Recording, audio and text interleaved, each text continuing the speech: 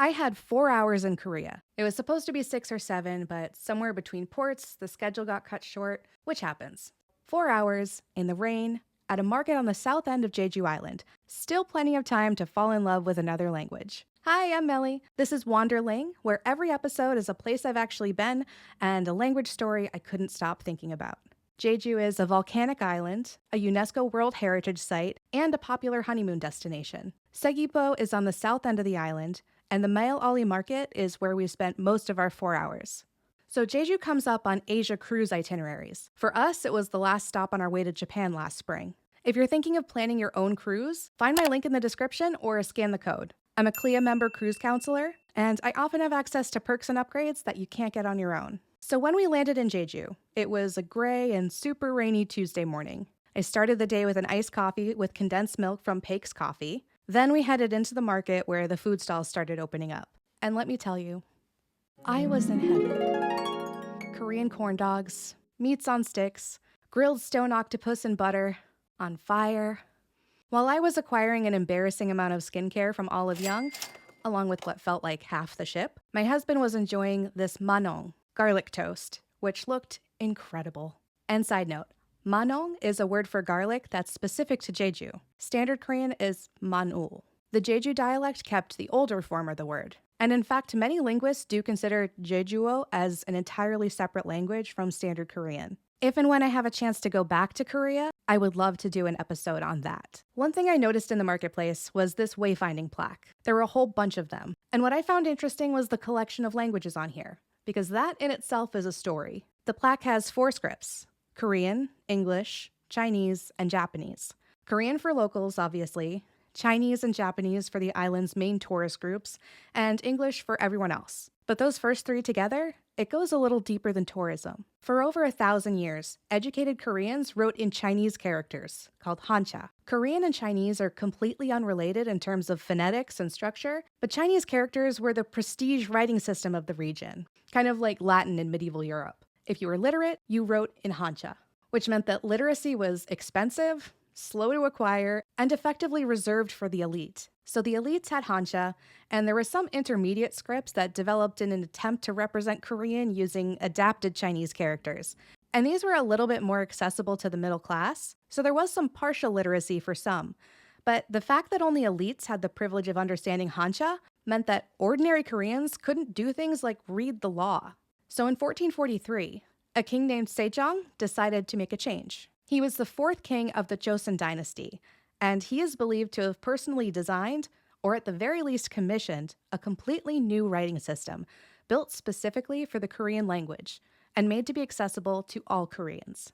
He called it Hunminjeongeum, which translates roughly to the proper sounds for the instruction of the people. This new alphabet, along with a written explanation of how it works, was published in 1446. King Sejong wrote the preface himself. He said, lightly paraphrasing, "The sounds of our language are different from Chinese. And because of that, many ordinary people have things they want to say, but no way to write them. I have been distressed by this. So I made 28 letters. I want everyone to be able to use them easily in their daily lives." Hangul is not the only language that was deliberately designed this way, but it is the only widely used natural language system with a documented inventor, a precise date, and a clearly defined link between letter shapes and articulation. The shapes of the 5 basic consonants are based on the position of your mouth and tongue when you make each sound. This one represents the velar sound, which is g or k. Notice when you make that sound, the back of your tongue presses up against the roof of your mouth. G, k. The letter is meant to look like a tongue pressing upward. And then this one sounds like n. This is alveolar, meaning that your tongue tip touches just behind your teeth. N. And the letter looks like the tongue touching the roof of the mouth. And then the bilabial sound, this is meant to look like a mouth with closed lips. And then this one, ts, is dental, meaning that your teeth come close together to make that tss, hissing sound. And the letter is meant to look like a tooth. And this last one, at the end of a syllable, sounds like ng. We don't have this as a dedicated letter in English, but we do have the sound at the end of words like ring, or in the middle of words like English. It doesn't come at the beginning of a word in English or Korean. So when you see this letter at the beginning of a syllable in Hangul, it's silent. The circle represents the shape of an open throat. And when it comes at the end of the word, it's that ng. That's where that sound is happening. Ng. So these 5 are the foundation, and you can derive the others from there. For example, starting with s, the tooth, if we add a stroke across the top, you get j, where your tongue moves back just a little bit. J. Add another stroke, and you get ch, where your tongue stays in the same spot, but the sound is unvoiced. J, ch. In English, you might think of s, j, and ch as completely unrelated sounds, but they're not. And Hangul makes the relationship pretty clear. So those are the consonants, and the vowels use a completely different system. We saw how the consonants are based on articulation, the way your mouth makes the sound, but the vowels are more philosophical. A horizontal line, which sounds like represents earth. The vertical line sounds like e, and that represents a person standing upright. And the dot, representing the sun as the symbol of heaven. In modern Hangul, we see this as a short line, but it was originally a dot. Every other vowel is a combination of these 3.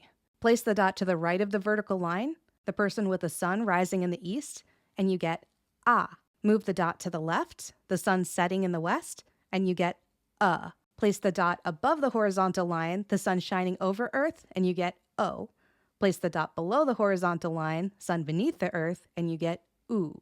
And if you double the dot, add a y to the front of the sound. So a becomes ya, becomes ya, o becomes yo, and u becomes you. If you're looking at Hangul, you'll notice that it's not written out in individual letters left to right like we see in English. In Hangul, each syllable turns into a block. So going back to manong, the Jeju word for garlic, it has 2 syllables, so there are 2 blocks. In the first block, you can see both the consonant and the a vowel, ma. Then the second block has 3 letters. Top to bottom, it's n, o, and then because that circle comes at the end, ng. So altogether, ma nong. When I surveyed Korean speakers, 80% described Hangul as logical, and 70% called it both practical and simple, which is what King Sejong said he was going for. One person put it this way: Hangul is a scientific writing system designed to make reading and writing easy for everyone. Those who had taught someone else to read Hangul reported they picked it up within a day or 2. Mission accomplished, King Sejong. But Hangul wasn't immediately embraced by everyone. The elites, who had spent years mastering Hanja, were not exactly thrilled about a writing system that anyone could learn in an afternoon. By 1504, a king named Yeonsangun completely banned the study and use of Hangul because he didn't like some of the things people were writing about him. But it had been around for almost 60 years at this point, so it had already spread pretty far. The ban only lasted 2 years on paper, and it was really only enforced for a few months anyway. But when Japan colonized Korea in 1910, Hangul was threatened again. Starting in 1938, schools were teaching Japanese, and Korean was demoted to an elective. And by 1943, it was completely removed from the curriculum. In 1942, Japanese authorities arrested 29 members of the Korean Language Society, scholars who were doing nothing more than compiling a Korean dictionary. They were tortured. 2 died in prison before their trials were completed. And meanwhile, students were penalized for speaking Korean in school. But despite the ban, Hangul continued to spread from person to person in secret. So when Korea was liberated in 1945, Korean in both its spoken and written forms were restored. Today, it's a national symbol. Hangul Day is October 9th in South Korea, celebrating the original publication of the Hunminjeongeum in 1446. And North Korea celebrates the alphabet's original 1443 invention on January 15th. I only had 4 hours in Jeju. I looked down at a plaque with 4 scripts on it, bought too much sunscreen, and ate the most delicious cheesy corn dog of my life. And I left wanting so much more. When I asked Korean speakers what they feel when they see Hangul outside Korea, I could feel how proud they were. One person said, "Compared to when I was younger, I feel a sense of pride seeing that people around the world are becoming more interested not only in Hangul, but also in Korean culture. That pride makes sense. A writing system designed by a king for ordinary people, banned twice, survived a colonial occupation, and is now showing up on signs and menus and products all over the world." If you're interested in visiting Jeju Island, Asia cruise itineraries are some of my favorites to put together. My link is in the description, and I'll see you in the next one. Bye for now!